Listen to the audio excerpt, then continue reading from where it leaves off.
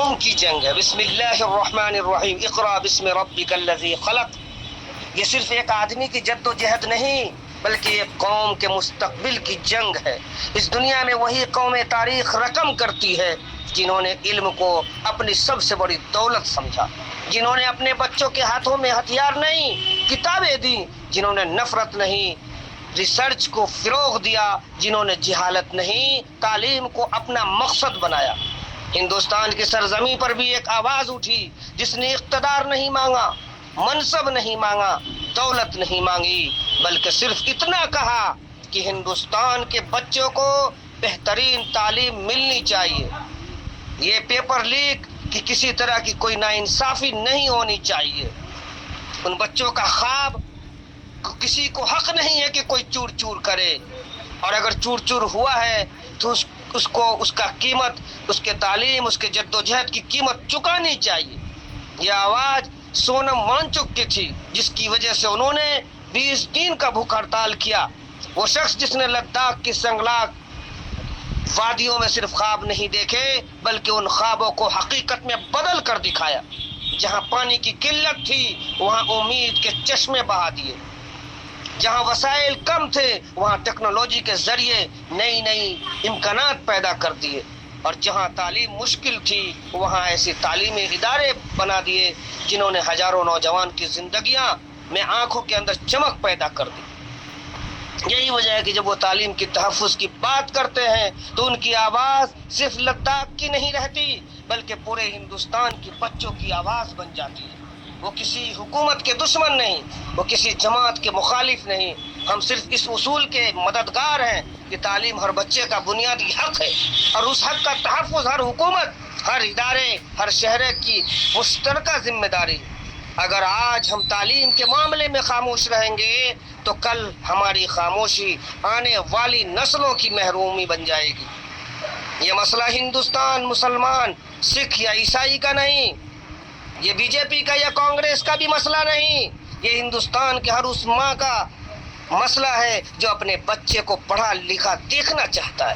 ہم ایک ایسے ہندوستان کا خواب دیکھتے ہیں جہاں ہر اسکول علم کا چراغ بن جائے، ہر استاد ٹیچر قوم کا معمار بن جائے، ہر طالب علم مستقبل کی امید ہو، اور ہر نوجوان کو اپنی صلاحیتیں نکھارنے کا یکساں موقع ملے، چاہے وہ غریب ہو چاہے وہ امیر ہو۔ وہ خواب دیکھا تھا مولانا ابوالکلام آزاد نے جس نے تعلیمی ہندوستان کا خواب دیکھا تھا۔ وہ خواب آج بھی ہماری ذمہ داری ہے۔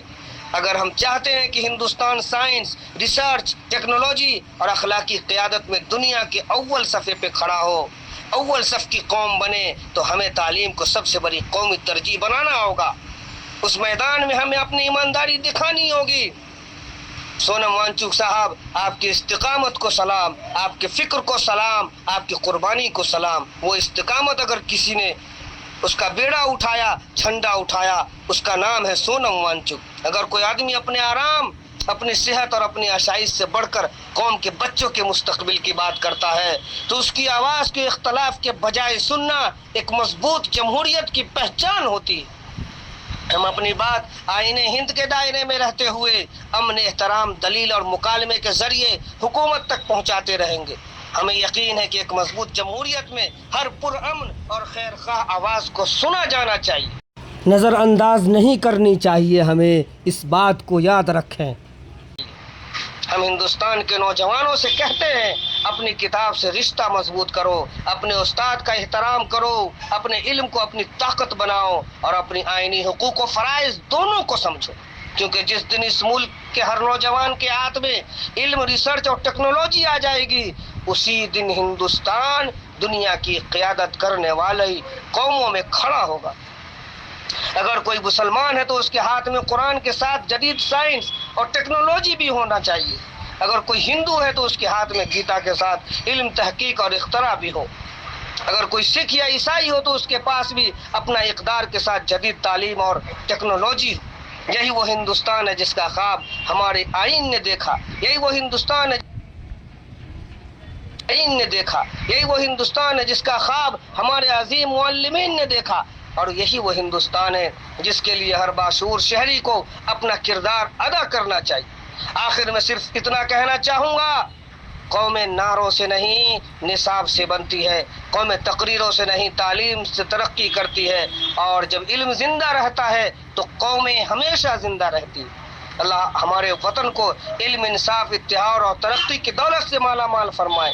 جے ہند، جے بھارت، انقلاب زندہ باد۔ اگر ہماری آواز آپ تک پہنچ رہی ہو تو میں آپ تمام آئین ہند حکومت کے لوگوں سے کہنا چاہتا ہوں کہ تعلیم کے ساتھ کوئی چھیڑ چھاڑ نہ ہو۔ تعلیم کا جو حقوق ہے، تعلیم کا جو حفاظت ہے، آپ اس کے سپاہی ہیں، ایماندارانہ طریقے سے تعلیمی معیار کو کمزور نہ ہونے دیں۔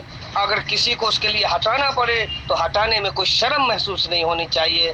السلام علیکم ورحمۃ اللہ وبرکاتہ۔